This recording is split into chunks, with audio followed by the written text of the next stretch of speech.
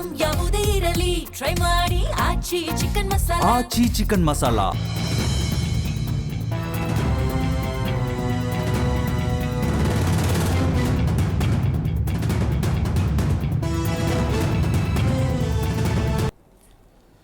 T20 cricket ವಿಶ್ವ ಸಮರ ವಿಶೇಷ ಕಾರ್ಯಕ್ರಮಕ್ಕೆ ಸ್ವಾಗತ. ನಾನು ಪ್ರವೀಣ್ ಕುಂಬಾರ್. ಮೊನ್ನೆ ನಡೆದಂಥ ಪಂದ್ಯದಲ್ಲಿ ಪಾಕಿಸ್ತಾನ ಭಾರತದ ವಿರುದ್ಧ ಹೀನಾಯವಾಗಿ ಸೋತೋಯಿತು.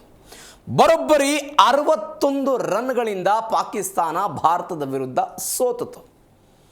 ಆ ಮುಖಾಂತರ ಈ ಹಿಂದೆ ಮಾಡಿದ್ದಂಥ ಟೀಕೆ, ಟಿಪ್ಪಣಿ, ಗೊಂದಲ, ರಾಜಕೀಯ ಎಲ್ಲ ಬೆಳವಣಿಗೆಗಳಿಗೂ ಕೂಡ ಪಾಕಿಸ್ತಾನ ವಿಶ್ವದೆದರು ಮತ್ತೊಮ್ಮೆ ಪೆಟ್ಟನ್ನು ತಿಂದಿದೆ.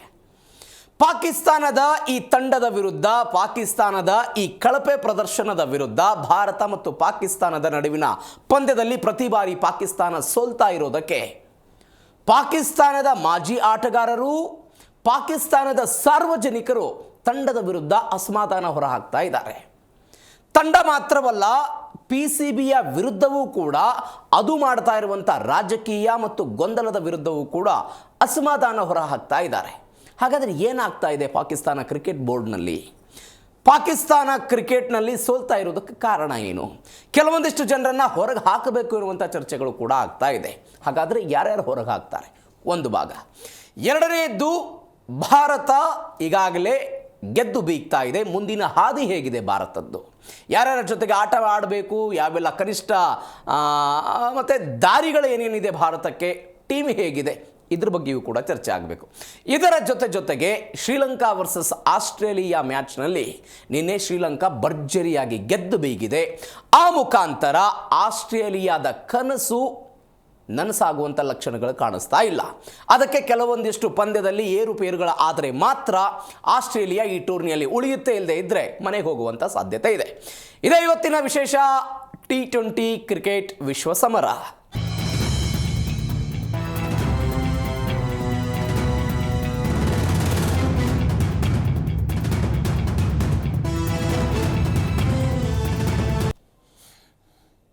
ಸರ್, ನಾನು 3 ವಿಚಾರಗಳ ಬಗ್ಗೆ ಪ್ರಸ್ತಾಪ ಮಾಡಿದೆ. ಎಲ್ಲದ್ರ ಬಗ್ಗೆ ಕೂಡ ಮಾತನಾಡ್ತಾ ಹೋಗ್ತೇವೆ. ನನ್ನ ಕಲಿ ಕೂಡ ಜಾಯ್ನ್ ಆಗಿದ್ದಾರೆ, ಪ್ರೇಮ್ ಅವರಿದ್ದಾರೆ. ಪ್ರೇಮ್, ಕಾರ್ಯಕ್ರಮಕ್ಕೆ ಸ್ವಾಗತ. ನಮಸ್ಕಾರ.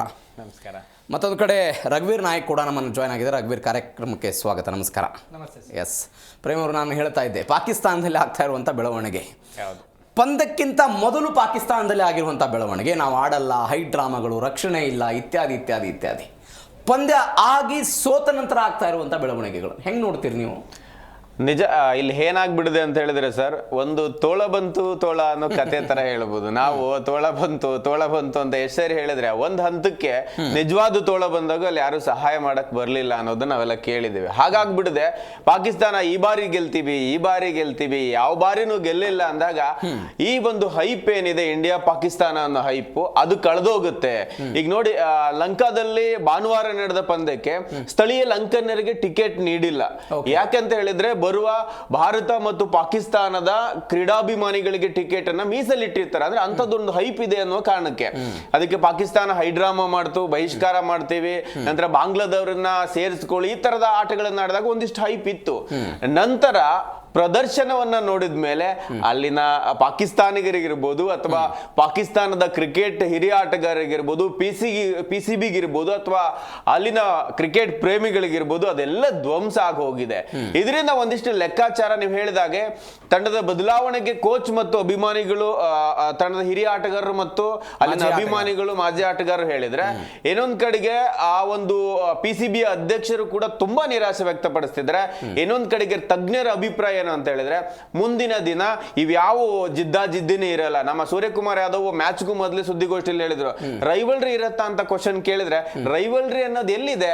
ನಾವೇ ಅತಿ ಹೆಚ್ಚು ಗೆದ್ದಿದ್ದೀವಿ, ಒಂದು ಮ್ಯಾಚ್ ಗೆದ್ದ ರೈವಲ್ರಿ ಇರತ್ತಾ? ಆ ಪದನ ವಾಪಸ್ ತಗೊಳ್ಳಿ ಅಂತ ಹೇಳಿದ್ರು. ಹಾಗಾಗಿ ರೈವಲ್ರಿ ಇರಲ್ಲ, ಯಾವುದೇ ರೀತಿಯ ಜಿದ್ದಿ ಇರಲ್ಲ ಅಂದಾಗ ಈ ಒಂದು ಹೈಪ್ ಹೋಗುತ್ತೆ. ಹೈಪ್ ಹೋಗೋದ್ರಿಂದ ಏನಾಗುತ್ತೆ, ದೊಡ್ಡ ಮಟ್ಟದ ಆದಾಯದ ಮೇಲೆ ಹೊಡೆತ ಬೀಳುತ್ತೆ ಅಂತ ತಜ್ಞರು ಅಭಿಪ್ರಾಯ ಪಡಿ. ಇನ್ನೊಂದು ನೆಕ್ಸ್ಟ್ ಮ್ಯಾಚ್ಗೆ ಯಾರು ಟಿಕೆಟ್ ಖರೀದಿ ಮಾಡಿ ಅಷ್ಟೊಂದು ಹೈ ರೇಟ್ ಥಿಯೇಟರ್ ಕೂಡ ಖರೀದಿ ಮಾಡಲ್ಲ.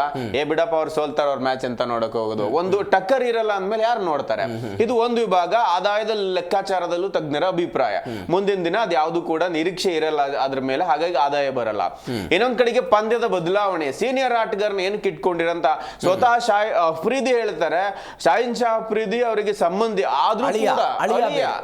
ಆದ್ರೂ ಕೂಡ ಹೇಳ್ತಾರೆ, ಯಾಕೆ ಆತನ್ನ ಆಡಿಸ್ತಾ ಇದ್ದೀರಾ, ಬಾಬರ್ ಜಮನ್ ಯಾಕೆ ಆಡಿಸ್ತಾ ಇದ್ದೀರಾ, ಇವರೆಲ್ಲ ಪೇಪರ್ ಸಿಂಹಗಳು, ಪರ್ಫಾರ್ಮೆನ್ಸ್ ಮಾಡಲ್ಲ. ಮಾಡಿದ್ರು ಜಿಂಬಾಬ್ವೆ ಅಂತ ತಂಡದ ಮೇಲೆ, ಒಂದು ಸಣ್ಣ ಪುಟ್ಟ ಕೀನ್ಯಾ ಅಂತ ತಂಡದ ಮೇಲೆ, ಇಂತಹ ಇಟಲಿ ಅಂತ ತಂಡದ ಮೇಲೆ ಪ್ರಹಾರವನ್ನ ಮಾಡಿ ICC ರ್ಯಾಂಕಿಂಗ್ ಇಟ್ಕೊಂಡಿದ್ದಾರೆ ವಿನಃ ಬದ್ಧ ವೈರಿಗಳ ಮೇಲೆ ಆರ್ಬೋದು ಅಥವಾ ಇಂಡಿಯಾ ಅಂತ ದೊಡ್ಡ ಕಂಟ್ರಿಗಳ ಮೇಲೆ, ಬಲಿಷ್ಠ ತಂಡದ ಮೇಲೆ ಇಲ್ಲ ಅನ್ನುವ ಆಪಾದನೆಯನ್ನು ಹಾಕ್ತಿದ್ದಾರೆ. ಇನ್ನೊಂದ್ ಕಡೆಗೆ ಕೋಚ್ ಕೂಡ ಮೈಕ್ ಹಸನ್ ಕೂಡ ಒಂದು ನೀರಸ ಪ್ರತಿಕ್ರಿಯೆ ವ್ಯಕ್ತಪಡಿಸ್ತಾರೆ.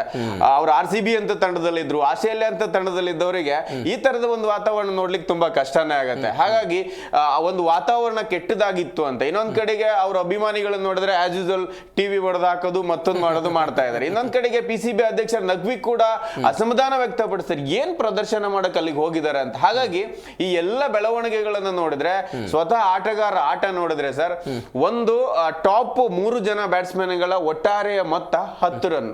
3 ಜನ ಟಾಪ್ ಆರ್ಡರ್. ಇದು T20 ಅಂತ ಅಂತಾರಾಷ್ಟ್ರೀಯ ಪಂದ್ಯಗಳಲ್ಲಿ ಆ ಪಾಕಿಸ್ತಾನದಂತ ತಂಡದ ಅತ್ಯಂತ ಕನಿಷ್ಠ ಮೊತ್ತ ಅಂತ. ಹಾಗಾಗಿ ಈ ತರದ ಟೀಕೆಗಳಿಗೆ ಗುರಿಯಾದ್ರಿಂದ ನನ್ನ ಟಾಪ್ ಆರ್ಡರ್ ಬ್ಯಾಟ್ಸ್ಮನ್ ಗಳನ್ನ ಬಿಟ್ಟರು ಕೂಡ ಅವರೆಲ್ಲ ನೆಚ್ಕೊಂಡ್ ಬಂದಿದೆ.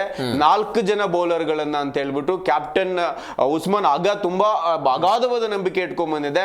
ಪಂದ್ಯದ ನಂತರ ಅವ್ರು ಹೇಳಿದ್ದನ್ನೇ, ಅಕಾಡೆಮಿಕ್ ಇಯರ್ ಅಲ್ಲಿ ತುಂಬಾ ಚೆನ್ನಾಗಿ ಮಾಡಿದ್ರು, ಆದ್ರೆ ಇಂಡಿಯಾದ ಮೇಲೆ ಪರ್ಫಾರ್ಮ್ ಮಾಡ್ಲಿಲ್ಲ. ನಾನು ಎಲ್ಲಿ ಸ್ಟ್ರೆಂತ್ ಅನ್ಕೊಂಡಿದ್ನೋ ಅವರೇ ಕೈ ಕೊಟ್ರು. ಹಾಗಾಗಿ ಪಂದ್ಯವನ್ನು ಹೀನಾಯವಾಗಿ ಸೋಲ್ಬೇಕಾತಂತ ಅವರ ಸೋಲಿಗೆ ಈ ಬಾರಿ ಅವರದ್ದೇ ಆದ ಒಂದು ಕಾರಣವನ್ನು ಕೊಟ್ಟುಕೊಂಡಿದ್ದಾರೆ. ಅದು ಖುಷಿ ಪಡ್ಬೇಕಿಲ್ಲ, ಯಾರೋ ಹಂಪೇರ್ ಮೇಲೆನೋ ಅಥವಾ ಏನೋ ಬಿಕ್ಸಿಂಗ್ ಮೇಲೆ ಹಾಕೋ ಅವರ ವೈಫಲ್ಯಗಳ ಬಗ್ಗೆ ಮೊದಲ ಬಾರಿಗೆ ಮಾತನಾಡಿ ಒಪ್ಕೊಂಡಿದ್ದಾರೆ. ರಘುವೀರ್ ಅವರೇ, ಮೈಕ್ ಹಸನ್ ಹೇಳ್ತಾರೆ, ಕೋಚು ಇಶಾನ್ ಕಿಶನ್ ಬ್ಯಾಟಿಂಗ್ನಿಂದ ಭಾರತ ಗೆಲುವು ಸಾಧಿಸ್ತೆ 77 ರನ್, ಅದನ್ನು ನಾವು ಕಟ್ಟಿ ಹಾಕೋದ್ರಲ್ಲಿ ವಿಫಲರಾಗ್ಬಿಟ್ವಿ, ಭಾಳ ಸೋತ್ವಿ ಅಂತ ಮಾತಾಡ್ತಾರೆ ಅವರು. ಹೌದು, ಇವಾಗ ಇಶಾನ್ ಕಿಶನ್ ಅವರು ಏನು ಆ ಒಂದು ಇನ್ನಿಂಗ್ಸ್ನ ಕಟ್ಕೊಡದೆ ಇದ್ದಿದ್ರೆ ಭಾರತಕ್ಕೆ ಸ್ವಲ್ಪ ಏನು ಹಿನ್ನಡೆ ಆಗ್ತಿತ್ತು. ಆದರೂ ಒಂದು ವೇಳೆ ಈ ರೀತಿ ಇಶಾನ್ ಕಿಶನ್ ಅವರನ್ನು ಕಟ್ಟೆ ಹಾಕೋಲ್ಲಿ ಏನು ಅವರು ಸಫಲರಾದರೂ ಸಹಿತ ಮುಂದೆ ಬ್ಯಾಟ್ಸ್ಮನ್ಗಳಿದ್ರು ನಮ್ಮಲ್ಲೂ. ಇವಾಗ ಮಧ್ಯಮ ಕ್ರಮಾಂಕದಲ್ಲಿ ನಾವು ಶಿವಮ್ ದುಬೆ ಮತ್ತೆ ರಿಂಕು ಸಿಂಗ್ ಅಂತ ಆ ಕೊನೆ ತನಕನೂ ನಮಗೆ ಬ್ಯಾಟ್ಸ್ಮನ್ಗಳಿದ್ರು. ಇದ್ರ ನಂತರ ಅಕ್ಷರ್ ಪಟೇಲು ಬರ್ತಾ ಇದ್ರು. ಇವಾಗ ನಾವು ನೋಡಕ್ ಬಂದ್ರೆ ಅವರು ಏನು ಪ್ಲಾನಿಂಗ್ ಮಾಡ್ಕೊಂಡು ಬಂದಿದ್ರಲ್ಲ, ಅಭಿಷೇಕ್ ಶರ್ಮಾ ಅವರನ್ನ ವಿಕೆಟ್ ತಕ್ಷಣ ಅವ್ರು ಏನಂದ್ರೆ ಗೆದ್ದೆ ಬಿಡ್ತೀವಿ, ಅಭಿಮಾನಿಗಳಂತೂ ಚೀರಾಟ, ಅವಾಗಿಂದಲೇ ಸೋಷಿಯಲ್ ಮೀಡಿಯಾದಲ್ಲಿ ರೀಲ್ಸ್ ಗಳೆಲ್ಲ ಮಾಡಿ ನಾವು ಗೆದ್ದೇ ಬಿಟ್ವಿ ಅನ್ನೋ ತರ ಏನು ಅವರು ಖುಷಿಲಿ ಇದ್ರು. ಅದಕ್ಕೆ ಇಶಾನ್ ಕಿಶನ್ ಅವರು ನೆಕ್ಸ್ಟ್ ಬಾಲ್ ಅಲ್ಲೇ ಅವರು ಅದಕ್ಕೆ ಉತ್ತರ ಕೊಟ್ಟರು. ನೆಕ್ಸ್ಟ್ ಓವರ್ ನಲ್ಲೇ ಹೊಡಿಬಡಿ ಆಟ ಯಾವುದಕ್ಕೂ ಅವರು ಹಿಂಜರಿಲೇ ಇಲ್ಲ. ಇಶಾನ್ ಕಿಶನ್ ಅವರು ಒಂದು ವಿಕೆಟ್ ಹೋಗಿದೆ, ಒಂದು ಕ್ರೂಷಿಯಲ್ ಮೂಮೆಂಟ್ ಅಲ್ಲಿ ನಿಧಾನಗತಿಯಲ್ಲಿ ಬ್ಯಾಟ್ ಬೀಸಬೇಕು, ಪಿಚ್ ಸ್ಲೋ ಇದೆ ಅಂತ ಆ ರೀತಿ ನೋಡಕ್ಕೆ ಹೋಗ್ಲಿಲ್ಲ. ಏನಂದ್ರೆ ಇಶಾನ್ ಕಿಶನ್ ಅವರು ಹೊಡಿಬಡಿ ಆಟನೇ ಚಾಲೂ ಮಾಡಿದ್ರು. ಒಂದ್ ವೇಳೆ ಅಲ್ಲಿ ಇಶಾನ್ ಕಿಶನ್ ಅವರು ಆ ರೀತಿ ಆಟ ಆಡಿಲಾಗಿದ್ದಿದ್ರೆ ಭಾರತ ಮತ್ತು ಕೆಲವು ರನ್ಗಳು ಕಡಿಮೆ ಹಿಂದುಳಿತಾ ಇತ್ತು. ಆದ್ರೆ ಒಂದು ಏನು 170 ಗಡಿ ಏನಿತ್ತಲ್ಲ, ಅದು ಪಾಕಿಸ್ತಾನಕ್ಕೆ ದೂರ ತನಕ ಮುಟ್ಟೋದಕ್ಕೆ ಚಾನ್ಸೇ ಇರಲಿಲ್ಲ. ಆ ರೀತಿ ಯಾಕಂದ್ರೆ ಪಿಚ್ ಆ ರೀತಿನೇ ಉತ್ತರ ಕೊಡ್ತಾ ಇತ್ತು. ಅಂದ್ರೆ ಸ್ಲೋ ಪಿಚ್ ಆಗಿರೋದ್ರಿಂದ ಕೊನೆಯಲ್ಲಿ ಭಾರತೀಯ ಬ್ಯಾಟ್ಸ್ಮನ್ಗಳಿಗೂ ರನ್ ಹೊಡೆಯಲು ಪರದಾಡಿದ್ರು. ಆದ್ರೆ ಪಾಕಿಸ್ತಾನಕ್ಕಂತೂ ಅದ್ರ ರನ್ಗಳ ನಿರೀಕ್ಷೆನೇ ಇಲ್ಲ, ಅವರಿಗೆ ಹೊಡೆಯೋದಕ್ಕೆ ಚಾನ್ಸೇ ಇಲ್ಲೋ ರೀತಿ ಭಾರತೀಯ ಬೌಲರ್ಗಳು ಅದನ್ನ ಬಾಲ್ ಮಾಡಿದ್ರು. ಅದೇ ಪಾಕಿಸ್ತಾನ ಕೋಚ್ ಹೇಳೋದ್ರಲ್ಲಿ ತಪ್ಪೇ ಇಲ್ಲ. ಇಶಾನ್ ಕಿಶನ್ ಅವರಿಗೆ ಆ ದಿನ ಏನಿತ್ತಂದ್ರೆ ಮುಟ್ಟಿದ್ದೆಲ್ಲ ಚಿನ್ನ ಅನ್ನೋ ರೀತಿಲೇ ಇತ್ತು, ಹೊಡೆದಿದ್ದೆಲ್ಲ 6 ಬೌಂಡ್ರಿಗಳ ಸುರಿಮಳೆನೇ ಇತ್ತು. ಎಲ್ಲೋ ಒಂದು ಕೆಟ್ಟ ಹೊಡೆತ ಒಂದರಲ್ಲಿ ಮಿಸ್ ಆಯ್ತು ಅಂತ ಹೊರತುಪಡಿಸಿದ್ರೆ ಅವರು ನಿನ್ನೆ ಶತಕ ಹೊಡೆಯೋದ್ರಲ್ಲೂ ಮುಂದೆ ಇದ್ರು ಅಂತ ನನ್ಗನ್ಸ್ತಾ ಇದೆ. ಯಾಕಂದ್ರೆ ಆ ರೀತಿ ಚೆನ್ನಾಗಿ ಬ್ಯಾಟಿಂಗ್ ಮಾಡ್ತಾ ಇದ್ರು ಇಶಾನ್ ಕಿಶನ್ ಅವರು. ಅದೇ ಅವರಿಗೆ ಮುಳುವಾಗಿದ್ದು ಇಶಾನ್ ಕಿಶನ್ ಅವ್ರ ಬ್ಯಾಟಿಂಗ್ ಅಂತಾನೆ ಹೇಳ್ಬೋದು. ಅವರಿಗೆ ಸಿಂಹ ಸ್ವಪ್ನ ಆಗಿ ಉಳಿದ ದುಸ್ವಪ್ನ ಆಗಿ ಇರುತ್ತೆ. ಹೌದು ಪ್ರೇಮ್ ಅವರು, ಮೊಹಮ್ಮದ್ ಯೂಸುಫ್ ಹೇಳ್ತಾರೆ, ವೈಯಕ್ತಿಕ ರಾಜಕೀಯ ಮತ್ತು ವೈಯಕ್ತಿಕ ಸಿದ್ಧಾಂತಗಳನ್ನು PCBಯಲ್ಲಿ ಸೇರ್ತಾ ಇರೋದ್ರೆ ಇವತ್ತಿನ ಪಾಕಿಸ್ತಾನದ ಕಳಪೆ ಪ್ರದರ್ಶನಕ್ಕೆ ಕಾರಣ ಆಗಿದೆ. ಇವೆಲ್ಲವನ್ನು ಬದಿಗಿಡಬೇಕು ಅಂತ ಅವ್ರು ಹೇಳ್ತಾ ಇರೋದು. ನಿಜ ಸರ್, ಯಾಕಂತ ಹೇಳಿದ್ರೆ ಕ್ರೀಡೆಯನ್ನ ನಾವು ಯಾವತ್ತೂ ರಾಜಕಾರಣದಲ್ಲಿ ಮಿಕ್ಸ್ ಮಾಡಬಾರ್ದು. ಹಿಂದೆ ಕೂಡ ನಾವು ಕಾರ್ಗಿಲ್ ಯುದ್ಧಗಳಾದಾಗ ಕೂಡ ಮತ್ತೆ ಪಂದ್ಯಗಳನ್ನ ಹೋಗಿ ನಾವು ಅದೇ ಕರಾಚಿಯಲ್ಲಿ ಪಂದ್ಯಗಳನ್ನ ಆಡ್ಕೊಂಡ್ ಬಂದಿವಿ. ದ್ವಿಪಕ್ಷೀಯ ಪಂದ್ಯಗಳನ್ನ ಸರಣಿಗಳನ್ನ ಆಡ್ತಾ ಇದ್ದೀವಿ. ಅವಾಗ ಬಾಂಧವ್ಯ ಚೆನ್ನಾಗಿತ್ತು, ಜೊತೆಗೆ ಆ ದೇಶದ ಆರ್ಥಿಕತೆಗೂ ಕೂಡ ಅದು ಪ್ರಮುಖ ಪಾತ್ರ ವಹಿಸ್ತಾ ಇತ್ತು.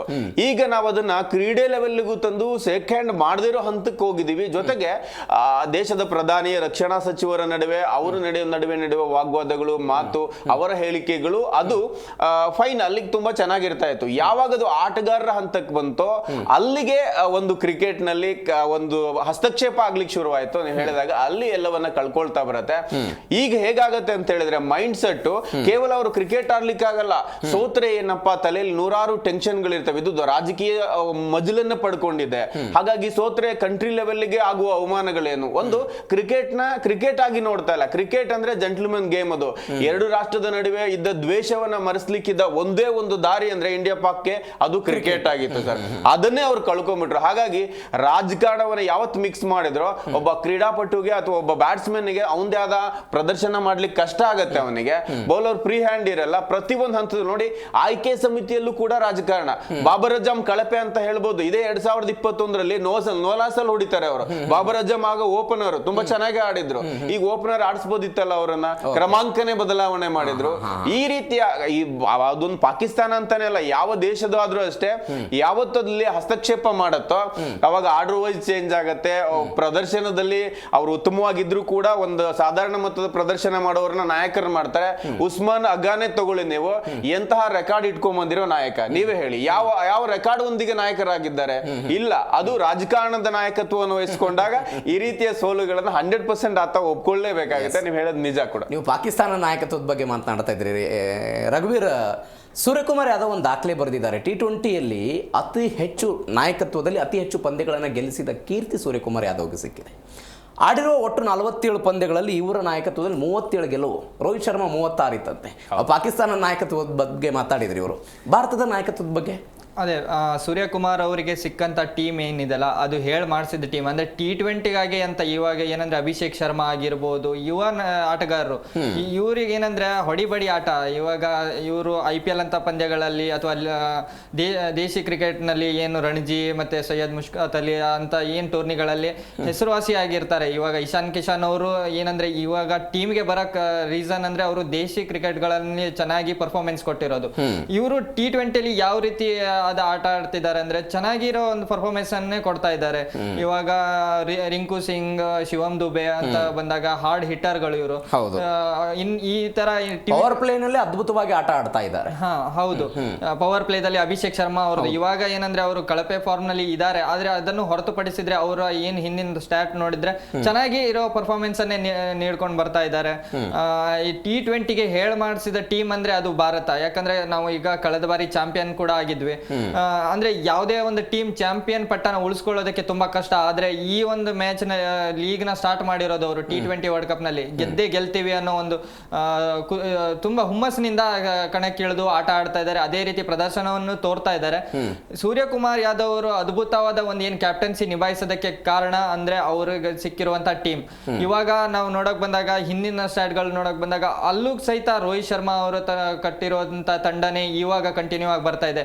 ಸೂರ್ಯಕುಮಾರ್ ಯಾದವ್ ಅವರಿಗೆ ಅವರು ಕ್ರಿಕೆಟ್ಗೆ ಪಾದಾರ್ಪಣೆ ಮಾಡಿದ ಅಂದ್ರೆ IPLಗೆ ಪಾದಾರ್ಪಣೆ ಮಾಡಿದ ನಂತರ ಅವರು ಭಾರತ ತಂಡಕ್ಕೆ ಮರಳಲು ತುಂಬಾ ಕಷ್ಟಪಟ್ಟರು. ಅಂದ್ರೆ 2020ರಲ್ಲಿ ಅವರು 30ನೇ ವರ್ಷದಲ್ಲಿ ಅವರು ಕ್ರಿಕೆಟ್ ನಲ್ಲಿ ಡೆಬ್ಯೂ ಮಾಡ್ತಾರೆ.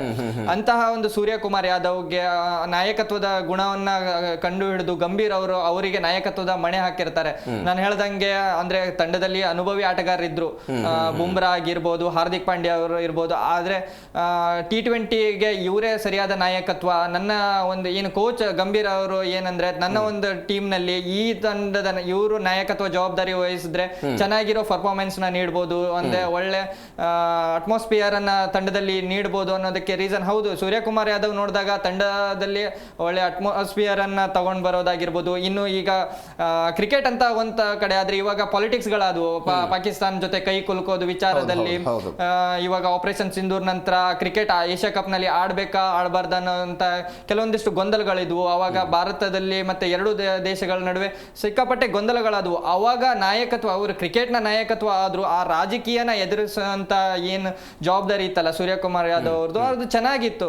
ಅಂದ್ರೆ ಒಬ್ಬ ತಂಡದ ನಾಯಕನಾಗಿ ಒಬ್ಬ ಲೀಡರ್ ಆಗಿ ಯಾವ ರೀತಿ ತಮ್ಮ ತಂಡದನ್ನ ಅಂದ್ರೆ ಇವಾಗ ಏಷ್ಯಾ ಕಪ್ ನಲ್ಲೂ ಸಹಿತ ಕೆಲವೊಂದಿಷ್ಟು ಟ್ರೋಫಿ ನೀಡದೆ ಕೆಲವೊಂದಿಷ್ಟು ಗೊಂದಲಗಳಾದವು, ಸಿಕ್ಕಾಪಟ್ಟೆ ಗೊಂದಲಗಳಾದವು. ಅದರಲ್ಲಿ ತಂಡದ ನಾಯಕನಾಗಿ ಇವಾಗ ತಂಡದ ನಾಯಕ ಅಂತ ಹೇಳಿದ ತಕ್ಷಣ ಗೆದ್ದಾಗ ಮಾತ್ರ ಮುಂದೆ ಇರೋದಲ್ಲ, ಕೆಲವೊಂದಿಷ್ಟು ತಂಡದಲ್ಲಿ ಏನಾದ್ರೂ ಮೇಲೆ ಕೆಳಗೆ ವಿವಾದಗಳು ಬಂದಾಗ ಗಟ್ಟಿಯಾಗಿ ನಿಲ್ಲುವಂತ ಅವಶ್ಯಕತೆ ಇರುತ್ತೆ.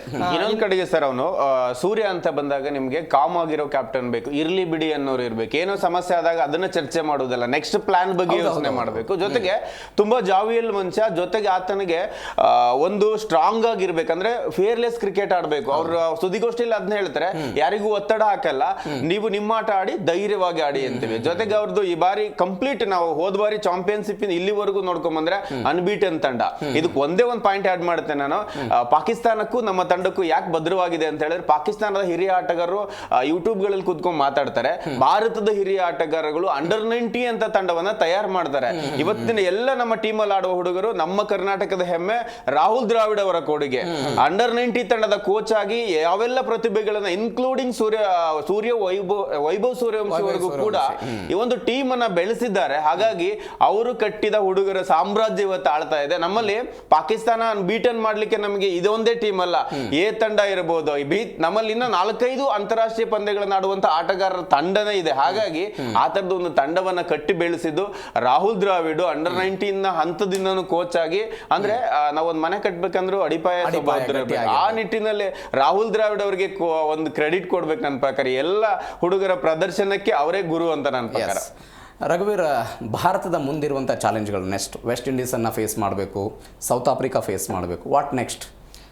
ಹೌದು, ಭಾರತಕ್ಕೆ ಈ ಒಂದು ಏನು T20 ವಿಶ್ವಕಪ್ ಮುಂದಿನ ಪಂದ್ಯಗಳಿದಾವೆಲ್ಲ, ಇವಾಗ ಇಲ್ಲಿ ಲೀಗ್ ಹಂತದಲ್ಲಿರುವಂಥ ಗುಂಪು ಹಂತದ ಮ್ಯಾಚ್ಗಳಿದ್ವೆ. ನಮಗೆ ಸಾಕಷ್ಟು ಬಲಿಷ್ಠ ತಂಡಗಳು ಎದುರಾಗದೆ ಇರ್ಬೋದು, ಆದರೆ ಮುಂದೆ ಬರೋ ಚಾಲೆಂಜಸ್ಗಳು ತುಂಬಾ ಇದ್ದಾವೆ. ಇವಾಗ ನಾವು ನೋಡಿದ್ವಿ, ಇಂಗ್ಲೆಂಡು ಅಷ್ಟು ಸಾಧಾರಣ ಒಂದು ಏನು ಪ್ರದರ್ಶನ ತೋರ್ತಾ ಇದೆ, ಏನು ಹೇಳ್ಕೊಳ್ಳುವಂಥ ಪ್ರದರ್ಶನ ಇಂಗ್ಲೆಂಡಿಂದನೂ ಬರ್ತಾ ಇಲ್ಲ, ನ್ಯೂಜಿಲೆಂಡ್ ಕಡೆಯಿಂದನೂ ಬರ್ತಾ ಇಲ್ಲ, ವೀಕ್ ಆಗಿದ್ದಾವೆ. ಯಾಕಂದ್ರೆ ಕಳೆದ ಒಂದು T20 ಸರಣಿಯಲ್ಲೂ ಹೀನಾಯ ಸೋತಿದೆ. ಆದ್ರೆ ನಮ್ಗೆ ನಿನ್ನೆ ಒಂದು ಮ್ಯಾಚ್ ನೋಡಿದ ತಕ್ಷಣ ಏನಾಗುತ್ತೆ ಅಂದ್ರೆ, ಇಲ್ಲಿ ಮತ್ತೊಬ್ರು ಎಂಟ್ರಿ ಕೊಟ್ಟಿದ್ದಾರೆ, ಶ್ರೀಲಂಕಾ ಟೀಮ್. ನಾವು ಶ್ರೀಲಂಕಾ ಟೀಮ್ ಅನ್ನ ಅಲ್ಲಗೆಳೆಯುವಂತೆ ಇಲ್ಲ, ಯಾಕಂದ್ರೆ ಶ್ರೀಲಂಕಾನು ಅತ್ಯುತ್ತಮವಾಗಿ ಪ್ರದರ್ಶನ ನೀಡ್ಕೊಂಡು ಬರ್ತಿದ್ದಾರೆ. ಅವರಿಗೂ ಒಂದು ಹೋಮ್ ಗ್ರೌಂಡ್ ಆಪರ್ಚುನಿಟಿ ಅವರಿಗೂ ಇದೆ. ಅವರು ತಮ್ಮದೇ ಆತಿಥ್ಯದಲ್ಲಿ ಅವರು ಕ್ರಿಕೆಟ್ ಅನ್ನ ಆಟ ಆಡ್ಕೊಂಡು ಬರ್ತಾ ಇದ್ದಾರೆ. ಆ ಒಂದು ನಿಟ್ಟಿನಲ್ಲಿ ಶ್ರೀಲಂಕಾ ತಂಡನು ನಮ್ಮನ್ನ ಮುಂದಿನ ಹಂತದಲ್ಲಿ ನಮ್ಗೆ ಎದುರಾಗೋ ಚಾನ್ಸಸ್ ಇದೆ.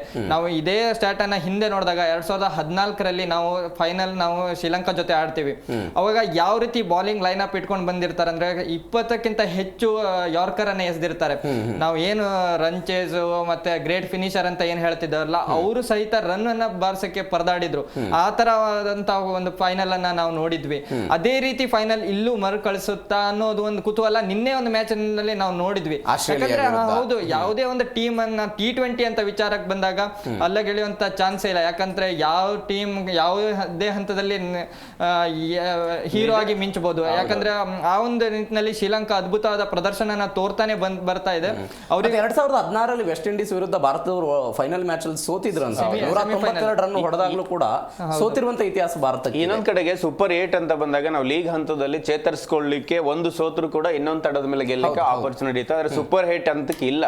ನಮ್ಮ ಗ್ರೂಪ್ ಅಲ್ಲಿ ಸೂಪರ್ 8 ಅಂತ ಬಂದಾಗ ನಮ್ಗೆ ಈಗ ಆಲ್ರೆಡಿ ಭಾರತ ಮತ್ತೆ ವೆಸ್ಟ್ ಇಂಡೀಸ್ ನ ಮ್ಯಾಚ್ ನಿಗದಿ ಆಗಿದೆ. ನಂತರ ಇವತ್ತಿನ ಗೆಲುವಿನ ಮೇಲೆ, ಇವತ್ತಿನ ಪಂದ್ಯದ ಗೆಲುವೇನಿದೆ ಅದ್ರ ಮೇಲೆ ಕನ್ಸಿಡರ್ ಆಗುತ್ತೆ ಇನ್ನೊಂದು ತಂಡ ಯಾವ್ದು ಬರುತ್ತೆ ಅಂತ. ಜಿಂಬಾಬ್ವೆ ಬರುತ್ತಾ ಅಥವಾ ವಾಪಸ್ ನಮಗೆ ಆಸ್ಟ್ರೇಲಿಯಾನೇ ಬರುತ್ತಾ ಅನ್ನೋ ಒಂದು ಇದೆ. ಅದನ್ನು ಹೊರತುಪಡಿಸಿದ್ರೆ ಮೊದಲ ಪಂದ್ಯವನ್ನಂತೂ ವೆಸ್ಟ್ ಇಂಡೀಸ್ ಮೇಲೆ ಆಡ್ಬೇಕು. ವೆಸ್ಟ್ ಇಂಡೀಸ್ ಕೂಡ ತುಂಬಾ ಅಖಿಲ್ ಅಂತ ಒಳ್ಳೆಯ ಸ್ಪಿನ್ನರ್ ಇರ್ಬೋದು, ಅಥವಾ ಹೆಟ್ಮೇರ್ ಅಂತ ಒಳ್ಳೆ ಫಿನಿಶರ್ ಇರ್ಬೋದು, ಜೊತೆಗೆ ಉತ್ತಮ ಆಲ್ರೌಂಡರ್ ಗಳನ್ನ ಹೊತ್ಕೊಂಡ್ ಬಂದ ತಂಡ ಆಗಿದೆ. ಹಾಗಾಗಿ ಅಲ್ಲಿನ ದೊಡ್ಡ, ಇವಾಗ ರಘು ಹೇಳಿದಾಗ ಅಲ್ಲಿದೆ ಕಾಂಪಿಟೇಷನ್ ಏನಂತ. ನಂತರ ನಾವು ಮುಂದಿನ ಹಂತಕ್ಕೆ ಲಂಕಾ ಬರುತ್ತಾ ಯಾರು ಬರುತ್ತಾ ನೋಡ್ಬೇಕು. ನಮ್ಮ ಗ್ರೂಪ್ ಹಂತದಿಂದ ನಾವು ದಾಟ ಹೋಗ್ಬೇಕಂದ್ರೆ ಮೊದಲು ವೆಸ್ಟ್ ಇಂಡೀಸ್ ನ ಬೀಟ್ ಮಾಡ್ಲೇಬೇಕಾಗತ್ತೆ. ನಂತರದ ಪಂದ್ಯಗಳನ್ನ ನಾವು ಎಲ್ಲೂ ಕೂಡ ತಿದ್ಕೊಳ್ಳೋಕೆ ಅವಕಾಶನೇ ಇಲ್ಲ ಇಲ್ಲಿ. ಹಾಗಾಗಿ ಒಂದು ಬದಲಾವಣೆ ಅಂತ ಹೇಳಿದ್ರೆ ಬದಲಾಗ್ಲೇಬೇಕಾಗಿರೋದು ಅಭಿಷೇಕ್ ಶರ್ಮಾ. ಅವರನ್ನೇ ಮೋಲ್ಡ್ ಮಾಡ್ಕೊಳ್ತಾರೋ ಅಥವಾ ಬೇರೆ ಆಟದ ಒಂದು ಲಯಕ್ಕೆ ಮರಳ್ತಾರೋ ಗೊತ್ತಿಲ್ಲ. ತಂಡಕ್ಕೆ ಅವರ ಕೊಡುಗೆ ಅಗತ್ಯ ಇದೆ. ಇಲ್ಲ ಅಂತ ಹೇಳಿದ್ರೆ ಬದಲಾವಣೆಯನ್ನ ಮಾಡ್ಲೇಬೇಕಾಗತ್ತೆ ಅದೊಂದು ಸ್ಪಾಟ್ ಅಲ್ಲಿ. ಅದನ್ನ ಹೊರತುಪಡಿಸಿದ್ರೆ ಪಿಚ್ಗೆ ಅನುಗುಣವಾಗಿ ನಮ್ಮಲ್ಲಿ ವೇಗದ ಬೌಲರ್ ಆದ್ರೆ 3 ಜನ ಇದಾರೆ, ಸಿರಾಜ್ ಇದಾರೆ, ಹರ್ಷದೀಪ್ ಇದಾರೆ, ಬೂಮ್ರಾ ಇದಾರೆ, ನಡೆದು ಹೋಗುತ್ತೆ. ಇನ್ನು ಸ್ಪಿನ್ ಅಂದಾಗೂ ಕೂಡ ಈ ಮೊನ್ನೆ ಮ್ಯಾಚ್ ನೋಡಿದ್ವಿ ನಾವು, ಬೇರೆ ಅಟ್ಯಾಕ್ ನೇ ಮಾಡ್ಬಿಡ್ತೀವಿ. ಹಾಗಾಗಿ ಬ್ಯಾಟಿಂಗ್ ಅಲ್ಲಿ ಒಂದೇ ಜಾಗದಲ್ಲಿ ವೈಫಲ್ಯ ಇರುವುದು, ಅದು ಓಪನಿಂಗ್ ಅಲ್ಲಿ, ಅದು ಅಭಿಷೇಕ್ ಶರ್ಮಾ ಅಲ್ಲಿ ಅವ್ರು ತಿದ್ಕೋಬೇಕು. ಇನ್ನು ಅವರನ್ನ ತುಂಬುವ ಸ್ಥಾನದಲ್ಲಿ ಇರೋದೇ ಅಲ್ಲಿ ಸಂಜು. ಇಬ್ರು ಕೂಡ ಅದೇ ಸ್ಥಿತಿಲಿ ಇದ್ದಾಗ ದೊಡ್ಡ ಕನ್ಫ್ಯೂಸ್ ಆಗ್ಬಿಡುತ್ತೆ ನಾಯಕನಿಗೆ. ಹಾಗಾಗಿ ಅದೊಂದು ಪ್ಲೇಸ್ ನ ರಿಪ್ಲೇಸ್ ಮಾಡ್ಕೊಂಡಿವಿ ಅಂತ ಹೇಳಿದ್ರೆ, ಅದೊಂದು ಸರಿ ಮಾಡ್ಕೊಂಡ್ರೆ ಭಾರತ ನಿಜಕ್ಕೂ ಮತ್ತೊಮ್ಮೆ ನಾವು ಚಾಂಪಿಯನ್ ಆಗೋದ್ರಲ್ಲಿ ಡೌಟೇ ಇಲ್ಲ. ಎಸ್ ರಘುವೀರ, ನಾವು ನಿನ್ನೆ ಪಂದ್ಯಕ್ಕೆ ಬರೋದಾದ್ರೆ ಶ್ರೀಲಂಕಾ ವರ್ಸಸ್ ಆಸ್ಟ್ರೇಲಿಯಾ ಒಂದು ಪಂದ್ಯ ಅಷ್ಟೇ ಗೆದ್ದಿದೆ, 2 ಪಂದ್ಯ ಸೋತಿದ್ದಾರೆ ಅವರು. ಹೌದು, ಹೆಂಗ್ ನೋಡ್ತೀರಿ ಇದನ್ನ? ಅದೇ ಆಸ್ಟ್ರೇಲಿಯಾಗೆ ಇವಾಗ ಒಂದು ಡೌನ್ ಫಾಲ್ ಅಂತ ಸ್ಟಾರ್ಟ್ ಆಗಿದೆ. ಅದನ್ನ ಸೋಷಿಯಲ್ ಮೀಡಿಯಾದಲ್ಲಿ ಹೇಳಕ್ ಬಂದ್ರೆ ಏನು ಮಿಚೆಲ್ ಮಾರ್ಷ್ ಅವರು 2023 ವರ್ಲ್ಡ್ ಕಪ್ ಗೆದ್ದು ಅದೇನ್ ಕಾಲಿಟ್ರಲ್ಲ ಅವಾಗಿಂದ ಅವ್ರದ್ದು ಡೌನ್ ಫಾಲ್ ಸ್ಟಾರ್ಟ್ ಆಗಿದೆ ಅಂತಾನೆ ಹೇಳ್ತಾ ಇದ್ದಾರೆ. ಅದನ್ನ ಹೊರತುಪಡಿಸಿದ್ರೆ ಅದಷ್ಟು ಮ್ಯಾಟರ್ ಆಗಲ್ಲ. ಆದ್ರೆ ಇವಾಗ T20 ಅಂತ ಬಂದಾಗ ಆಸ್ಟ್ರೇಲಿಯಾ ಏನ್ ಬಲಾಢ್ಯ ಟೀಮ್ ಅಂತ ಹೇಳ್ತೀವಲ್ಲ, ಅದ್ರಲ್ಲಿ ಸ್ವಲ್ಪ ಏನಂದ್ರೆ ಆನ್ ಪೇಪರ್ ಅಲ್ಲಿ ಚೆನ್ನಾಗಿರೋ ಟೀಮ್ ಅಂತಾನೆ ಹೇಳ್ಬೋದು. ಆದ್ರೆ T20 ಅಂತ ಬಂದಾಗ, ಈ ತರ T20 ವಿಶ್ವಕಪ್ ಅಂತ ಬಂದಾಗ ಹೇಳ್ಕೊಳ್ಳುವಂತ ಪ್ರದರ್ಶನ ಆಸ್ಟ್ರೇಲಿಯಾದು ಸ್ಟಾರ್ಟಿಂಗ್ ಇಂದನೂ ಇಲ್ಲ. 2022 ಏನು ಇತ್ತು ಆ ಪಾಕಿಸ್ತಾನ ಜೊತೆ ಆಡಿ ಗೆದ್ದಿರೋದು, ಅದಂತೂ ಖುಷಿ ಇದೆ. ಪಾಕಿಸ್ತಾನಿಗೆ ಸೋಲ್ಸಿ ಗೆದ್ದಿರೋದು, ಅದೊಂದು ಹೊರತುಪಡಿಸಿದ್ರೆ ಮತ್ತಿನ್ನು ಯಾವುದೇ ಹೇಳ್ಕೊಳ್ಳುವಂತ ಪ್ರದರ್ಶನ T20 ಅಲ್ಲಿ ಆಸ್ಟ್ರೇಲಿಯಾದ ಹೇಳ್ಕೊಳ್ಳುವಂತ ಏನು T20 ವರ್ಲ್ಡ್ ಕಪ್ ಅಲ್ಲಿ ಅವ್ರು ಹೇಳ್ಕೊಳ್ಳುವಂತ ಪ್ರದರ್ಶನ ಇರ್ಲಿಲ್ಲ. ಅದೇ ವಿಚಾರಕ್ಕೆ ಬಂದಾಗ ನಿನ್ನೆ ಸಹಿತ ಅವರು ಜಿಂಬಾಬ್ವೆ ವಿರುದ್ಧ ಸೋಲ್ತಾರೆ.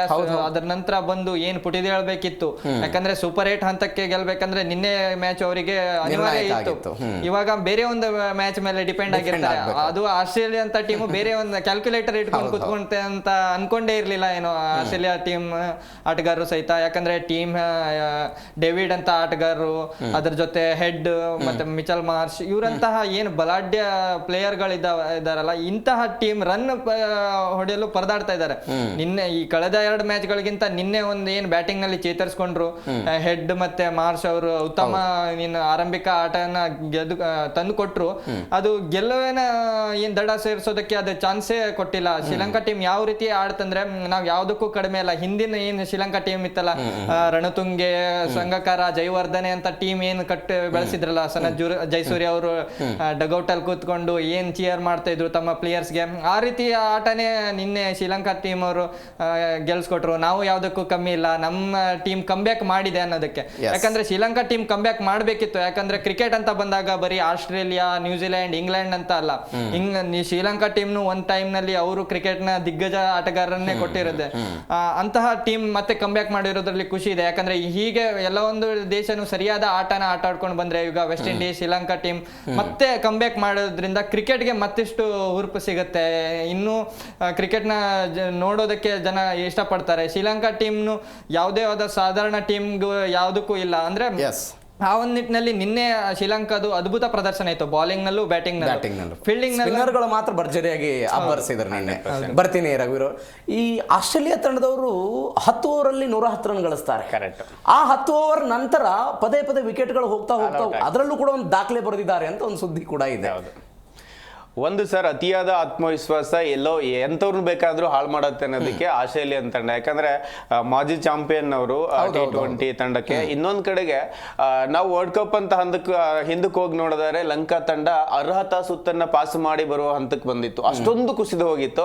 ಅಗೇನ್ ಅಲ್ಲಿ ಒಂದು ಉತ್ತಮವಾಗಿ ಮಾಜಿ ಆಟಗಾರರೇ ಜವಾಬ್ದಾರಿ ತಗೊಳ್ಕೋತಾರೆ. ಜಯಸೂರ್ಯ ತಂಡಕ್ಕೆ ಕೋಚ್ ಆಗ್ತಾರೆ, ಮಲಿಂಗ ಬೌಲಿಂಗ್ ಕೋಚ್ ಆಗಿ ಕಾರ್ಯನಿರ್ವಹಿಸಿದ್ರು ನಿನ್ನೆ ಕೂಡ. ಅದಾದ ಮೇಲೆ ತಂಡ ಇನ್ನೊಂದ್ ಕಡೆಗೆ ಬೌನ್ಸ್ ಆಗುತ್ತೆ. ಒಂದು ಮೊದಲಿಗೆ ಬ್ಯಾಟ್ ಮಾಡಕ್ ಶುರು ಮಾಡಿದಾಗ ಅನ್ಸಿತ್ತು ಒಂದು, ಅದರಲ್ಲೂ ಕೂಡ ಹೆಡ್ ಮತ್ತೆ ಮಾರ್ಷ್ ಅವರ ಜೋಡಿ ನೋಡಿದಾಗ ನೀವು ಹೇಳಿದಾಗ 10 ಓವರಿಗೆ 110 ರನ್ ಇದ್ದಾಗ 2 ವಿಕೆಟ್ ಅವಾಗಷ್ಟೇ ಕಳ್ಕೊಂಡಿರುತ್ತೆ. ಆ ಹಂತಕ್ಕೆ ನೋಡಿದಾಗ 200-250 ಸ್ಕೋರ್ ಆಗತ್ತೆ ಅನ್ನುವ ಹಂತಕ್ಕಿತ್ತು. ಅಲ್ಲಾಗ್ಲೇನೆ ಒಬ್ಬ ಹೊಸ ಬೌಲರ್ ನ ಕರ್ಕೊಂಡ್ಬಿಡ್ತಾರೆ. ಆ ಒಂದು ಸ್ಪಿನ್ ಬೌಲಿಂಗ್ ದಾಳಿಗೆ ಅಲ್ಲಿಂದ ಹೆಡ್ ವಿಕೆಟ್ ಯಾವಾಗ ಕಳ್ಸ್ಕೊಳ್ಳುತ್ತೋ ಅಲ್ಲಿಂದ ಆಚೆಗಿನ ಅಗ್ರೆಸಿವ್ನೆಸ್ ಶುರುವಾಗತ್ತೆ. ಅದರ ಮಧ್ಯದಲ್ಲಿ ಒಂದು ಕ್ಯಾಚ್ ಡ್ರಾಪ್ ಔಟ್ ಆಗುತ್ತೆ. ನಿಶಾಂಕ್ ಅವರೇ ಒಂದು ಕ್ಯಾಚ್ ಅನ್ನ ಡ್ರಾಪ್ ಮಾಡ್ತಾರೆ. ನಂತರ ಅದೇ ಮ್ಯಾಕ್ಸ್ವೆಲ್ ಅವರ ಕ್ಯಾಚ್ ಅನ್ನ ಅತ್ಯದ್ಭುತವಾಗಿ ಹಿಡಿತಾರೆ. ಅಲ್ಲಿಂದ ಆಚೆ ಪ್ರವೀಣ್ ಅವರ ಮ್ಯಾಚಿನ ಅಗ್ರೆಸಿವ್ನೆಸ್ ಚೇಂಜ್ ಆಗ್ಬಿಡುತ್ತೆ. ಪ್ರತಿಯೊಬ್ಬ ಆಟಗಾರರ ಬೌಲಿಂಗು, ಅಲ್ಲಿ ಫೀಲ್ಡಿಂಗು ಬೇರೆ ತರದ್ದೇ ಇರುತ್ತೆ. ಎಷ್ಟು ಒಳ್ಳೆ ಫೀಲ್ಡಿಂಗ್ ಮಾಡ್ತಾರೆ ಅಂದ್ರೆ, ಎಷ್ಟೋ 2 ಬೌಂಡ್ರಿ ಹೋಗಂತ ಸುಮಾರು ರನ್ಗಳನ್ನ 2 ರನ್ ಸೀಮಿತ ಆಗಂಗೆ ಬೌಲಿಂಗ್ ಮಾಡ್ತಾರೆ. ಹಾಗಾಗಿ ಅದ್ಭುತ ಬೌಲಿಂಗ್ ಪ್ರದರ್ಶನವನ್ನೇ ಮಾಡಿದ್ದು. ನನಗನ್ಸುತ್ತೆ ದುಷ್ಯಂತ್ ಹೇಮಂತ 3 ವಿಕೆಟ್ ತಗೋತಾರೆ. ಒಂದು ಇಂಜುರಿಯಿಂದಾಗಿ ಹೊರಗೆ ಹೋಗ್ತಾರೆ ನಮಗೆ ಪತಿರನ ಸ್ಥಾನ ತುಂಬಿದ್ದೆ ಚಮೀರ ಅದ್ಭುತವಾದ ಬೌಲಿಂಗ್ ಮಾಡ್ತಾರೆ ಸರ್. ಎಂತ ಅಂತ ಹೇಳಿದ್ರೆ ಸ್ಲೋವರ್ ಅನ್ನ ಅಟ್ಯಾಕ್ ಮಾಡ್ತಾರೆ. ಅವ್ರಿಗೆ ವೇಗದ ಬೌಲರು ಸ್ಲೋವರ್ ನ ಮಿಕ್ಸ್ ಮಾಡಿದಾಗ ಏನಾಗುತ್ತೆ ಅಂತ ನಿನ್ನೆ ಆಸ್ಟ್ರೇಲಿಯಾ ಗೊತ್ತಾಗುತ್ತೆ. ಹೆಡ್ ಏನು ನಿನ್ನೆ ಒಂದು ಹಂತಕ್ಕೆ ಬಂದಾಗ ಟೀಮ್ ಡೇವಿಡ್ ಏನು ಆಡ್ಲಿಲ್ಲ, ಸ್ಟೋನಿಸ್ ಆಡ್ಲಿಲ್ಲ. ಅವರಿಗೆ ಮಧ್ಯಮ ಕ್ರಮಾಂಕದಲ್ಲಿ ಇಂಗ್ಲಿಷ್ ನ ಹೊರತುಪಡಿಸಿದ್ರೆ ಯಾವ ಆಟಗಾರ ಕೈ ಹಿಡಿಯಲ್ಲ. ಇನ್ನು ಚೇಜಿಂಗ್ ಅಂತ ಬಂದಾಗ ಆರಂಭಕ್ಕೆ ಒಂದು ವಿಕೆಟ್ ಕಳೆದುಕೊಂಡ್ರು ಕೂಡ ಲಂಕಾ ತಂಡ ಧೃತಿಗೆಡಲ್ಲ. ನಿಶಾಂಕ್ ಅದ್ಭುತ ಬ್ಯಾಟಿಂಗ್ ಮಾಡ್ತಾರೆ, ಕುಶಾಲ್ ಕೂಡ ಅದ್ಭುತ ಸಾಥ್ ಕೊಡ್ತಾರೆ. ಹಾಗಾಗಿ ಅದ್ಭುತವಾಗಿ ತಂಡ ಗೆಲ್ಲತ್ತೆ. ಅದರಲ್ಲೂ ಕೂಡ ಹ್ಯಾಟ್ರಿಕ್ ಗೆಲುವಿನೊಂದಿಗೆ ಸೂಪರ್ 8 ಹಂತವನ್ನು ಪ್ರವೇಶ ಮಾಡಿದ್ದು ನಿಜಕ್ಕೂ ಅದ್ಭುತ ಶ್ರೀಲಂಕಾ. ಆಸ್ಟ್ರೇಲಿಯಾ ಮುಂದಿನ ಹಾದಿ ಏನು? ಜಿಂಬಾಬ್ವೆ ಅವ್ರ ವಿರುದ್ಧ ಗೆಲ್ಲುವು ಅನಿವಾರ್ಯ ಇದೆ ಅವರಿಗೆ. ಓಮನ್ ವಿರುದ್ಧ ಗೆಲುವು ಅನಿವಾರ್ಯ ಇದೆ. ಜಿಂಬಾಬ್ವೆ ಸೋಲ್ಬೇಕು ಅನ್ನುವಂಥ ಲೆಕ್ಕಾಚಾರ. ಏನು ಲೆಕ್ಕಾಚಾರ ಇದು? What next? ಇನ್ನು ಅದೇ ಕ್ಯಾಲ್ಕುಲೇಟರ್ ಹಿಡ್ಕೊಂಡೇ ಕುತ್ಕೊಳ್ಬೇಕಾಗತ್ತೆ ಆಸ್ಟ್ರೇಲಿಯಾ ಟೀಮ್ ಸಹಿತ. ಆದ್ರೆ ಶ್ರೀಲಂಕಾ ಮತ್ತೆ ಜಿಂಬಾಬ್ವೆ ಮ್ಯಾಚ್ ಏನಿದೆ ಇದು ಅವರಿಗೆ ನಿರ್ಣಾಯಕ ಪಂದ್ಯ ಆಗಿರುತ್ತೆ. ಇವಾಗ ನಾವು ನೋಡಕ್ ಬಂದ್ರೆ ಜಿಂಬಾಬ್ವೆ ಅವ್ರದ್ದು ರನ್ ರೇಟ್ ಕೂಡ ಚೆನ್ನಾಗೇ ಇದೆ. ಇವಾಗ ಆಸ್ಟ್ರೇಲಿಯಾ ಅವರು ಒಮನ್ ಜೊತೆ ಗೆದ್ರು ಸಹಿತ ಜಿಂಬಾಬ್ವೆ ಸುಲಭದಲ್ಲಿ ಜಯ ಸಾಧಿಸಿದ್ರು, ಸುಲಭದಲ್ಲಿ ಸೋತ್ರು. ಮುಂದೆ ಸೂಪರ್ 8 ಹಂತಕ್ಕೆ ಹೋಗೋದು ಜಿಂಬಾಬ್ವೆನೆ ಅಂತ ಆಪ್ಷನ್ ಸರ್. 0.0 ಮಿಲಿ 00 ಅಂತಲ್ಲ ಆ ಲೆವೆಲ್ ಇದೆ. ಯಾಕಂತ ಹೇಳಿದ್ರೆ ಜಿಂಬಾಬ್ವೆ ಐರ್ಲೆಂಡ್ ಮೇಲೆ ಸೋತ್ರು ಕೂಡ, ಆಸ್ಟ್ರೇಲಿಯಾ ಅಲ್ಲಿ ಗೆದ್ರು ಕೂಡ, ಆಸ್ಟ್ರೇಲಿಯಾ ಗೆದ್ರು ಕೂಡ ಕೊನೆಯದಾಗಿ 2 ಮ್ಯಾಚ್ ಅನ್ನ ಗೆದ್ದು ಕೂಡ ಇವರು ಆಸ್ಟ್ರೇಲಿಯನ್ ತಂಡ ಭರ್ಜರಿ ರನ್ ರೇಟ್ ಅಲ್ಲಿ ಏನಾದ್ರೂ ಗೆದ್ರೆ ಕೊನೆಗೆ ಒಂದು ಆಪ್ಷನ್ ಇದೆ. ಅದು ತುಂಬಾ ಕಷ್ಟ ಸಾಧ್ಯ. ಹಾಗಾಗಿ 2 ಮ್ಯಾಚ್ ಏನಿದೆ ಜಿಂಬಾಬ್ವೆಗೆ, 2ರಲ್ಲಿ 1 ಪಂದ್ಯವನ್ನು ಗೆದ್ರು ಕೂಡ 6 ಅಂಕಗಳಿಂದ ಡೈರೆಕ್ಟ್ ಆಗಿ ಸೂಪರ್ 8ಗೆ ಹೋಗ್ತಾರೆ. ಆಸ್ಟ್ರೇಲಿಯಾಕ್ಕೆ ಅವರು ಮುಂದಿರುವ ಜಿಂಬಾಬ್ವೆ 2 ಮ್ಯಾಚ್ ಅನ್ನ ಸೋಲ್ಬೇಕು. ಇನ್ನು ಆಸ್ಟ್ರೇಲಿಯಾಗೆ ಇರುವ 1 ಪಂದ್ಯದಲ್ಲಿ ಅತ್ಯಧಿಕ ರನ್ ರೇಟ್ ಇಂದ ಗೆಲ್ಲಬೇಕು. ಇದೊಂದೇ ಒಂದು ಆಪ್ಷನ್ ಬಿಟ್ರೆ ಬೇರೆ ದಾರಿನೇ ಇಲ್ಲ. 90% ಆಸ್ಟ್ರೇಲಿಯಾ ಔಟ್. Yes sir. ರಘುವೀರ್, ಕೊನೆ ರಿಯಾಕ್ಷನ್ ಕೊಡೋದಾದ್ರೆ ಈ T20 ಸಮರದಲ್ಲಿ ಸ್ಪಿನ್ನರ್ಗಳು ಮಿಸ್ತಾ ಇದ್ದಾರೆ, ದೊಡ್ಡ ಕೈವಾಡ ಇದೆ ಅವ್ರದ್ದು ಅಂತ. ಹೌದು, ಅದು ಶ್ರೀಲಂಕಾದ ಮ್ಯಾಚ್ ನೋಡಿದೀವಿ, ಹಿಂದೆ ಶ್ರೀಲಂಕಾ ಅವರು ಗೆದ್ದಾಗ, ಆಸ್ಟ್ರೇಲಿಯಾ ವಿರುದ್ಧ ಗೆದ್ದಾಗ ನೋಡಿದೀವಿ. ಅಮೆರಿಕಾದವರು ಕೂಡ ಆಟ ಆಡ್ತಾ ಇರೋದನ್ನು ಗಮನಿಸ್ತಾ ಇದ್ದೀವಿ. ಕಳೆದ 3 ಪಂದ್ಯಗಳಲ್ಲಿ 14 ವಿಕೆಟ್ ಅನ್ನು ತೆಗೆದುಕೊಂಡಿರೋದನ್ನು ನೋಡಿದ್ದೇನು ಅಮೆರಿಕಾದವರು. ಹೆಂಗಿದು? ಅದೇ ಇವಾಗ ನಾವು ಶ್ರೀಲಂಕಾನು ನಮಗೆ ಜಂಟಿಯಾಗಿ ಆತಿಥ್ಯವನ್ನು ವಹಿಸ್ಕೊಂಡಿದ್ದಾವಲ್ಲ, ಶ್ರೀಲಂಕಾ ಪಿಚ್ಗಳು ಸ್ವಲ್ಪ ಸ್ಪಿನ್ ನೆರವನ್ನ ನೀಡುತ್ತೆ. ಆ ಒಂದು ದೃಷ್ಟಿಯಲ್ಲಿ ಶ್ರೀಲಂಕಾ ಪಿಚ್ ನಲ್ಲಿ ಪಂದ್ಯ ನಡಿಬೇಕಾದ್ರೆ ಸ್ಪಿನ್ನರ್ಗಳ ಮೇಲ್ಗೈ ಸಾಮಾನ್ಯವಾಗಿ ಸ್ಪಿನ್ನರ್ ಮೇಲ್ಗೈ ಇರುತ್ತೆ. ಇನ್ನು ಭಾರತೀಯ ನೆಲದಲ್ಲಿ ಹೇಳ್ಬೇಕಂದ್ರೆ ಈಡನ್ ಗಾರ್ಡನ್ ಸ್ವಲ್ಪ ಸ್ಪಿನ್ ನೆರವನ್ನ ಕೊಡುತ್ತೆ. ಇನ್ನು ಚಿದಂಬರಂ ಸ್ಟೇಡಿಯಂ ಸಹಿತ ಸ್ಪಿನ್ ನೆರವನ್ನೇ ಕೊಡುತ್ತೆ. ಈ ಒಂದು ದೃಷ್ಟಿಯಲ್ಲಿ ಸ್ಪಿನ್ನರ್ಗಳ ಮೇಲ್ಗೈಯನ್ನ ಸಾಧಿಸ್ತಾ ಇದೆ T20 ವರ್ಲ್ಡ್ ಕಪ್. ಯಾಕಂದ್ರೆ ಇನ್ನು ಫಾಸ್ಟ್ ಬೌಲರ್ ಪೇಸರ್ಗಳಿಗೆ ಏನಿರುತ್ತೆ ಅಂದ್ರೆ ಅವರು ಸ್ವಲ್ಪ ರನ್ಗಳನ್ನ ದುಬಾರಿ ಬೌಲರ್ಗಳಾಗಿ ಹೊರ ಹೋಗ್ತಾ ಇದ್ದಾರೆ. ಆದ್ರೆ ಸ್ಪಿನ್ನರ್ಗಳ ಏನ್ ಮೇಲ್ಗೈ ಇದೆಯಲ್ಲ, ಇದೊಂಥರ ಬೇರೆ ರೀತಿನೇ T20 ಒಂದು ಮೆರಗನ್ನ ಏಷ್ಯನ್ ಕಂಟ್ರಿನೇ ಹಾಗೆ ರಘು. ಏಷ್ಯನ್ ಕಂಟ್ರಿ ಅಂತ ಬಂದಾಗ ಸರ್ ಕಂಪ್ಲೀಟ್ಲಿ ಸ್ಪಿನ್. ನಾವು ಫಾರಿನ್ ನೋಡಿದಾಗ ಬೌನ್ಸಿಂಗ್ ಆಗುತ್ತೆ, ವೇಗದ ಬೌಲಿಗೆ ಟ್ರ್ಯಾಕ್ ಇರುತ್ತೆ. ಏಷ್ಯನ್ ಕಂಟ್ರಿಲಿ ಆಲ್ಮೋಸ್ಟ್ 4 ಗ್ರೌಂಡ್ ಇದ್ರೆ 4ರಲ್ಲಿ 3 ಸ್ಪಿನ್ನಿಗೆ ಇರ್ತವೆ. ಹಾಗಾಗಿ ಸ್ಪಿನ್ ಆದ್ಯತೆ ಹೆಚ್ಚಿರೋದ್ರಿಂದ ಆಸ್ಟ್ರೇಲಿಯಾ ನಿನ್ನೆ ಸೋತಿರೋದು, ಮೊದಲು ಜಿಂಬಾಬ್ವೆ ಸೋತಿರೋದು ಇದೇ ಕಾರಣಕ್ಕೆ. ನೋಡಿ, ಆಸ್ಟ್ರೇಲಿಯನ್ ಅಮೆರಿಕ ತಂಡ ಗೆಲ್ತಾ ಇರೋದಾಗ್ಲಿ, ಬೇರೆ ಬೇರೆ ತಂಡಗಳು ಗೆಲ್ತಾ ಇರೋದಾಗ್ಲಿ, ಸ್ಪಿನ್ ನ ಒಳ್ಳೆ ಸ್ಪಿನ್ ಮಾಡಿದಾಗನೇ ಗೆಲ್ತಾ ಇದಾವೆ ತಂಡ. Yes, thank you so much ಇಬ್ಬರಿಗೂ ಕೂಡ ಇಷ್ಟ ಚರ್ಚೆ ಭಾಗಿಸೋದಕ್ಕೆ. ಏನಾಗುತ್ತೆ ಕಾದು ನೋಡೋಣ. ಎಸ್, T20 ವಿಶ್ವ ಸಮರ ನಡೀತಾ ಇದೆ. ಭಾರತ ಮುಂದಿನ ಕಠಿಣ ಹಾದಿಯನ್ನು ಹೆಂಗೆ ಸುಲಭವಾಗಿಸಿಕೊಳ್ಳುತ್ತೆ? ಪಾಕಿಸ್ತಾನ ಏನು ಮಾಡುತ್ತೆ? ಆಸ್ಟ್ರೇಲಿಯಾ ಹೊರಗೆ ಉಳಿದು ಬಿಡುತ್ತಾ? ಎಲ್ಲದರ ಬಗ್ಗೆಯೂ ಕೂಡ ಕಾಲ ಉತ್ತರ ಕೊಡುತ್ತೆ. ಇದರೊಂದಿಗೆ ಈ ಕಾರ್ಯಕ್ರಮವನ್ನು ಮುಗಿಸ್ತಾ ಇದ್ದೀನಿ. ನೋಡ್ತಾ ಇರಿ ಜೀ ಕನ್ನಡ ನ್ಯೂಸ್, ಸತ್ಯವೇ ಸುದ್ದಿಯ ಜೀವಾಳ.